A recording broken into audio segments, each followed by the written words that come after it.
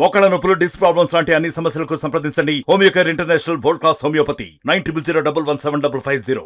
విజయనగరం జిల్లా కొత్తవలస మండలం జిందాల్ కంపెనీ మే నెల 17వ తేదీనైతే ఎటువంటి ఇన్ఫర్మేషన్ ఇవ్వకుండా ఈ యొక్క కార్మికులకి అయితే మాత్రం లాకౌట్ చేసే పరిస్థితి కనిపిస్తుంది. అయితే ఈ యొక్క లాకౌట్తో మాత్రం ఈ యొక్క కార్మికులు అయితే రోడ్డును పడే పరిస్థితి మాత్రం ఏర్పడింది. 10 రోజులుగా అయితే మాత్రం అయితే వాళ్ళు ఇక టెంట్లు వేసుకుని అయితే దీక్ష శిబిరం వద్ద అయితే మాత్రం వాళ్ళు ఇక్కడ వంట వార్పు కార్యక్రమాలు ఏర్పాటు చేసుకుని కార్మిక ఐక్యత వర్ధిల్లాలి అంటూ మాత్రం ఖచ్చితంగా అయితే మాకైతే ఉపాధి కల్పించాలి అనే ధ్యేయంతో అయితే మాత్రం పోరాడుతున్న పరిస్థితి కనిపిస్తుంది.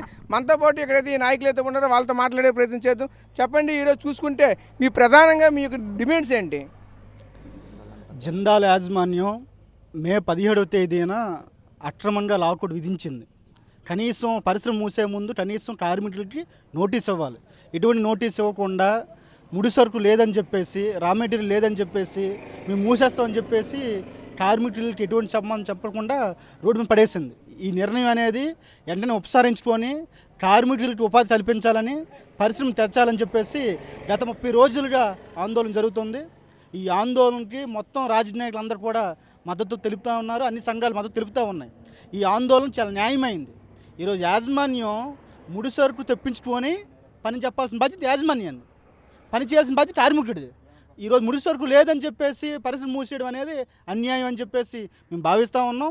ఈరోజు అక్రమ లాకౌట్ విధిస్తున్నటువంటి యాజమాన్యం ఎంప్లాయీస్ మేము లే ఆఫ్ ఇస్తాము, కాంట్రాక్ట్ మేము ఇవ్వమని చెప్పేసి ఈరోజు కార్మికుల మధ్య విభజన తీసుకురావడం కోసం, కార్మికులు తగ్గులు పెట్టడం కోసం ప్రయత్నం చేస్తుంది. ఈరోజు జిందాల్ అనేది చాలా పెద్ద సంస్థ, దేశంలో లాభాలు వస్తున్న సంస్థ. పక్కనే ఒడిస్సాలో ఫ్యాక్టరీ నడుస్తూ ఉంది. మరి అక్కడ ముడి సరుకు దొరుకుతూ ఉంది. మరి కొత్త వలసలో ఉన్న జిందాల్ ఎందుకు ముడి సరుకు దొరకడం లేదు అంటే ఈరోజు యాజమాన్యం కార్మికుల్ని పొమ్మనకుండా పుట్టబెట్టే విధంగా వ్యవహరిస్తుంది. యాజమాన్యానికి చిత్తశుద్ధి లేదు. ఈరోజు 30 రోజులు ఆందోళన చేస్తుంటే వారం రోజులు ఒకసారి చర్చ జరిపి రేపు తెరిచేస్తాం, ఎల్లుండి తెరిచేస్తాం చెప్తా ఉన్నారు. మూసేసినప్పుడు చెప్పలేదు. ఈరోజు తెరడం కోసం ఏ ప్రయత్నం చేయడం లేదు. ఏంటంటే టాప్ మేనేజ్మెంట్ మేము మాట్లాడుతూ చెప్తా ఉన్నారు. అంటే ఈరోజు కార్మికుల్ని భయభ్రాంతులు గురి చేసి అన్యాయంగా ఈరోజు రోడ్డును పడేశారు. 320 మంది కార్మికుల కుటుంబాలు ఈరోజు అన్యాయం అయిపోయి రోడ్డును పడేశారు. ఇది కేవలం యాజమాన్య నిర్లక్ష్యం అని చెప్పేసి మేము భావిస్తూ ఉన్నాం. ఇప్పటికైనా యాజమాన్యం స్పందించి వెంటనే బేషరతుగా కంపెనీ తెరిపించి కార్మికుల ఉపాధి కల్పించాలి. లేకపోతే మొత్తం కార్మికులు ఉద్యమాన్ని సిద్ధపడతారని చెప్పేసి ఈ సందర్భంలో తెలియజేస్తూ ఉన్నాం. అంటే ఈరోజు ఈ యాజమాన్యంతో పాటు ప్రభుత్వం నుంచి అయితే మీరు ఎటువంటి హెల్ప్ తీసుకోవాలనుకుంటున్నారు? ఖచ్చితంగా ఇప్పటికే లోకల్ ఎమ్మెల్యే గారికి ఈ విషయం తెలుసు. ఆమె స్పందించా ఖచ్చితంగా నా వైపు నుంచి సహకారం అందిస్తాను, ఖచ్చితంగా కంపెనీ తెరిపించే వరకు మీ వెన్నంటి ఉంటానని చెప్పేసి ఆమె హామీ ఇచ్చారు. ఇప్పుడు ఎంపీ గారు కూడా మా దీక్ష శిబిరం గారు వస్తూ ఉన్నారు. ఖచ్చితంగా ప్రభుత్వం నుంచి కూడా మేము మద్దతు కోరుతూ ఉన్నాం, వాళ్ళు మద్దతు ఇస్తూ ఉన్నారు. ప్రతిపక్ష పార్టీ నుంచి కూడా మద్దతు వస్తూ ఉంది. కాబట్టి యాజమాన్యం ఇందులో మొదటి ముద్దాయి. యాజమాన్యం తలుచుకుంటే ఖచ్చితంగా కంపెనీ తేడానికి అవకాశం ఉంటుంది. ఇక్కడ యాజమాన్యం చిత్తశుద్ధితో కార్మికుల్ని నా కుటుంబ సభ్యులుగా భావించి కంపెనీ తెరిపించి ఉపాధి కల్పిస్తేనే ఈ సమస్య పరిష్కారం ఉంటుందని చెప్పేసి మేమైతే భావిస్తూ ఉన్నాం. మీరు చెప్పండి, ఈరోజు ఈ కంపెనీలో ఎంతమంది అయితే ఇక్కడ పనిచేస్తున్న జరుగుతుంది, ఎన్ని గ్రామస్తులు అయితే మాత్రం ఈ కంపెనీలో పనిచేస్తున్నారు? ఈ కంపెనీలో మొత్తం నియోజకవర్గం మొత్తం మీద మొత్తం అన్ని గ్రామాల నుంచి కూడా ఈ నియోజకవర్గం మొత్తం మీద ఈ కంపెనీలో వర్క్ చేయడం జరుగుతుందండి. ఇది 1987లో ఈ కంపెనీ స్థాపించబడింది. నేటికి 38 సంవత్సరాల నుంచి అందరు కార్మికులు కూడా ఇక్కడే వర్క్ చేస్తున్నారండి. ఇది దుర్మార్గమైన మేనేజ్మెంట్ అండి. ఎందుకంటే కంపెనీ లాకౌట్ విధించే ముందు మాకు కానీ, అలాగే ఆఫీసర్స్ కానీ, అలాగే కలెక్టర్కి కానీ ఎవరికి కూడా కనీసం తెలియజేయకుండా అర్ధాంతరంగా అర్ధరాత్రి దొంగలు పడేటట్టు ఈ కంపెనీని మూసేసి మమ్మల్ని రోడ్డు మీద పడేశారండి. 320 ఇది 6వసారి అండి. ఈ కంపెనీ మేనేజ్మెంట్ ఈ విధంగా చేయడం 6వసారి. ఎందుకంటే మేము ఎటువంటి కోరికలు కోరలేదండి. మాకు ఆ డిమాండ్లు ఇవ్వండి, ఈ డిమాండ్ ఇవ్వండి మేము మాట్లాడలేదండి వాళ్ళని. కేవలం వాళ్ళు ముడి సరుకు లేదని చెప్పేసి చాక్గా చూపించి, ముడి సరుకు మాకు సంబంధం ఉందా? కార్మికులకు సంబంధం లేదు కదండి.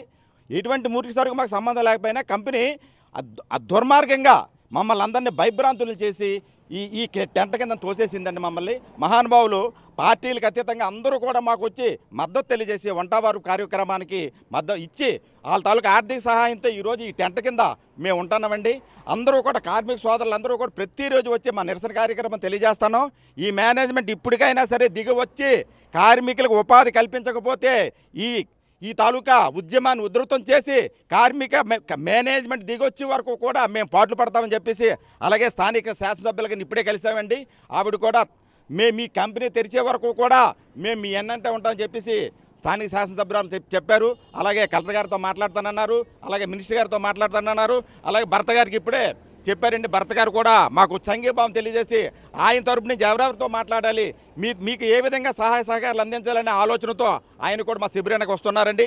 అలాగే ఈరోజు మా శిబిరానికి మీరు వచ్చి మాకు సంఘీభావం తెలియజేసి మా తాలూకా ఈ తాలూకా ఉద్యమాన్ని బయటికి వచ్చినది మీకు కూడా ధన్యవాదాలు తెలియజేసుకుంటూ, ఈ మేనేజ్మెంట్ మొండి వైఖరి నశించి కార్మికులందరికీ కూడా ఉపాధి కల్పించే వరకు ఖచ్చితంగా ఈ పోరాటాన్ని ఉధృతం చేసి మేనేజ్మెంట్ దిగి వచ్చే వరకు పోరాడతామని చెప్పేసి మీ మీడియా ముఖంగా తెలియజేసుకుంటున్నామండి. అంటే మీరు ఎన్ని సంవత్సరాలకి ఈ కంపెనీలో పనిచేస్తున్నారు? 38 సంవత్సరాల నుంచి చేస్తామండి.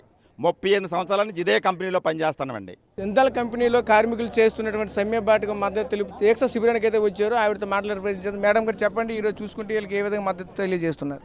మరి అందరికీ నమస్కారాలు. ఈ జిందాల్ ఫెర్రో అలాయ్స్ కంపెనీ అనేది స్వర్గీయ అన్న ఎన్టీ రామారావు గారు, స్వర్గీయ కోళ్ళప్పలనాయుడు ఆనాడు ఉత్తరాపల్లి శాసనసభ్యులుగా ఉండే సమయంలో వెనకబడిన జిల్లాల కోటాలో ఉత్తరాంధ్రకు ఆనాడు ప్రాధాన్యత ఇచ్చి అన్న ఎన్టీ రామారావు గారు ముఖ్యమంత్రిగా ఉండేటప్పుడు 87లో జేఎస్ఎల్ కంపెనీగా ఇక్కడికి ప్రారంభించడం జరిగింది. మరి ఇక్కడ ఉన్న ప్రజలు కావచ్చు, ప్రజాప్రతినిధులు కావచ్చు, కార్మికులు కావచ్చు, కంపెనీకి ఏమీ ఎప్పుడు కూడా ఏ ఇబ్బంది పెట్టే కుటుంబాలు అయితే ఇక్కడ ఎవ్వరూ లేరు. మనకి ఇక్కడ ఉపాధి దొరకాలి, మన పిల్లలకు ఉద్యోగాలు రావాలనే ఆనాడు తలంపుతో ఇక్కడ స్థాపించారు. చాలా సంతోషం. ఆ రోజు నుంచి కూడా ఇక్కడ కార్మికులు ఎన్ని ఒడిదొడుకులు ప్రభుత్వాలు మారుతున్నా, అందులో ఇబ్బందులు ఏర్పడుతున్నా కూడా ఎక్కడా మాట్లాడకుండా ఈ కంపెనీ మేనేజ్మెంట్కి సహకరిస్తూ ఎప్పుడూ ముందుకెళ్తున్న కుటుంబాలు ఇవన్నీని. ఇవాళ సుమారు 320 మంది కార్మికులు ఈ జేఏసీ ద్వారా ఇవాళ ఈ కంపెనీలో వర్క్ చేస్తున్న అందరూ ఇవాళ పెద్ద మనసుతో కంపెనీ ఆలోచించాల్సింది. గత 5 ఏళ్ల పరిపాలనలో ఎన్నో ఇబ్బందులు ప్రభుత్వం ద్వారా ఎదుర్కొన్నామని రాష్ట్రం అంతా కూడా ఉన్నాయి. కంపెనీలే కాదు, రాష్ట్ర ప్రజలు కూడా విసిగిపోయారు ఆనాటి ప్రభుత్వం ముఖ్యమంత్రి మీద. మరి అందుకనే ఇవాళ 24 ఎన్నికల్లో కూడా ప్రజల తీర్పు మనం అందరం చూసాం. ఏది ఏమైనా నేను మేనేజ్మెంట్ని కోరేది, ఏవైనా లోటుపాట్లు ఉంటే కూర్చొని సమావేశం చేసుకొని ముందుకు వెళ్తే బాగున్ను. అర్ధరాత్రి పూట వాళ్ళకి ఎవరికి కూడా తెలియపరచకుండా మేము ఈ కంపెనీని వాళ్ళ నుంచి నిలుపుదల చేస్తున్నామని ఒక సమ్మె నోటీస్ కూడా, అంటే నోటీస్ కూడా ఇవ్వకుండా కార్మికులకి ఈ విధంగా చేయడం చాలా బాధాకరం. మరి వాళ్ళకి 30వ రోజుకి వచ్చారు. మరి పోలింగ్ మధ్యలో నేను వచ్చాను, సంఘీభావం తెలియపరిచి వెళ్ళాం. మేనేజ్మెంట్కి కూడా ఆనాడు చెప్పాం, మీకున్న ఇబ్బందుల్లో కాదనలేదు, కంపెనీలన్నీ కూడా అప్పుల్లోకి వెళ్ళామని చెప్పారు, ముడిసరుకు దొరకట్లేదని చెప్పారు, కరెంటు బిల్లులు పెరిగాయి అన్నారు ఈ జగన్ పరిపాలనలో. అవన్నీ కాదు, కనీసం వాళ్ళ మాట విని రోజుల్లో ఎన్ని గంటలు వాళ్ళు పనికి వస్తున్నారు, వాళ్ళకి ఇస్తున్న జీతాలు ఎంత, అందులో కనీసం కొన్ని గంటలు పని రోజులు లేకపోతే పని గంటలు తగ్గించైనా వాళ్ళు పనికి తగ్గ జీతం ఇవ్వమని నేను ఆ రోజు కోరాను. మరి ఆనాడు ఇంకా కౌంటింగ్ అవ్వలేదు. ఇవాళ మాట్లాడదామని మరి ఎంపీ మరి శ్రీభరత్ బాబు గారు నేను కూడా వాళ్ళకి సంఘీభావం తెలియజేస్తూ వచ్చాం. మేనేజ్మెంట్ వారు లేరని కూడా వారు చెప్పడం జరిగింది. ఏది ఏమైనా నేను మేనేజ్మెంట్ని రేపెల్లుండిలో కూడా మేము కోరుతాం. ఒకే మాట చెప్తున్నాం, కార్మికులకు అన్యాయం చేయకుండా ఆ మధ్యలో 1-2 సార్లు జార్ఖండ్ వెళ్ళమని చెప్తే వయసు పైబడి ఎక్కడికి వెళ్తారు బాబు, ఇది కరెక్ట్ కాదని నేను కూడా చెప్పాను మేనేజ్మెంట్కి. వాళ్ళు కూడా పునరాలోచించుకొని చెప్తామని చెప్పారు. మళ్ళీ ఇప్పుడు మాట్లాడేది ఏంటంటే ఈ 2 నెలల లోపు ఏదో 1 నెల జీతాలకో ఏదో అనే విధంగా కూడా మాట్లాడుతున్న సందర్భాలు ఇక్కడికి వచ్చింది, అది వినబడతా ఉన్నాయి.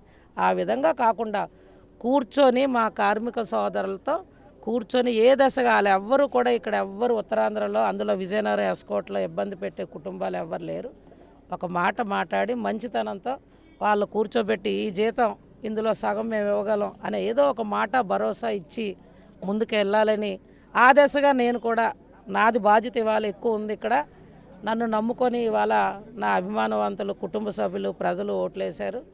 తప్పకుండా కార్మికులకు న్యాయం చేయడం కోసం, వాళ్ళకి న్యాయం జరిగే దిశగా మేనేజ్మెంట్తో మాట్లాడి త్వరలో వీళ్ళకి న్యాయం చేస్తానని కూడా మరొకసారి నా కార్మిక సోదరులందరికీ భరోసా ఇస్తూ, ఇవన్నీ కూడా అసెంబ్లీ 3 రోజులు జరుగుతాయి. చంద్రబాబు గారికి ఇటువంటి రాష్ట్రంలో ఉన్న యూనిట్స్ అన్నీ, సిక్ యూనిట్స్ ఏవేవైతే ఫెర్రో అలాయ్స్ కావచ్చు, ఇతర జూట్ కంపెనీలు కావచ్చు, ఇతర కంపెనీలు వీటన్నిటి గురించి మేము మాట్లాడి మళ్ళా కొత్త జీవోలతో కంపెనీలకు ఒక ఆదరణ, అదేవిధంగా మా కార్మికులకి ఒక భరోసా మేము కల్పిస్తామని ఆ దశగా నాది కూడా ఈ యూనిట్ గురించి కూడా ప్రధానంగా గౌరవ ముఖ్యమంత్రి వర్యుల దృష్టిలో పెట్టి మా కార్మికులకు న్యాయం చేస్తానని మరొకసారి తెలియజేస్తూ నమస్కరిస్తూ సెలవు తీసుకుంటా ఉన్నాను. ఇది పరిస్థితి. ప్రధానంగా చూసుకుంటే రాష్ట్ర వ్యాప్తంగా ఎన్నో కంపెనీలు అయితే మాత్రం గడిచిన 5 సంవత్సరాల్లో మూతపడిన పరిస్థితి ఉంది.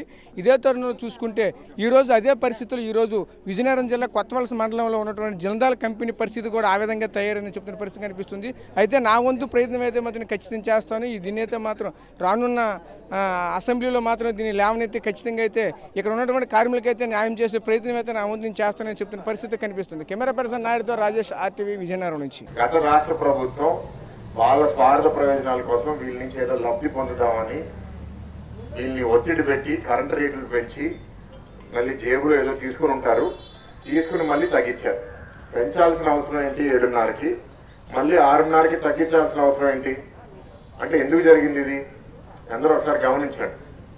అంటే అన్ని ఫస్ట్ అట్లా మనిషిని కొనుగోలుకి తీసుకెళ్ళి చచ్చిపోతున్నాను అన్నప్పుడు బాబు ఏదో ఒకటి చేయరా అంటే ఇదిగో నీ కాళ్ళు చేయి నాకు ఇచ్చేసి అప్పుడు నీకు ప్రాణం ఇస్తానని అట్లా చేశారు. అందుకే బహుశా నాకు ఈ కంపెనీ గురించి ప్రత్యేకంగా తెలియదు, కానీ ఫెరోలైజ్ సెక్టర్ గురించి తెలుసు కాబట్టి నేను మీకు చెప్తున్నాను. మా కుటుంబం కూడా ఈ వృత్తిలో ఉన్నారు కాబట్టి వాళ్ళ ఇష్యూస్ తెలుసు. ఇక్కడ ఈ రా మెటీరియల్ ఫెర్రోక్రోమ్ వీళ్ళు ఎక్కడి నుంచి తీసుకొస్తున్నారు, ఈ కంపెనీతో సమస్యలు ఏమున్నాయి, కంపెనీ మేనేజ్మెంట్తో కూడా నాకు ఇప్పుడు దాకా పరిచయం లేదు. ఒకసారి పరిచయం పెంచుకొని మాట్లాడతాను.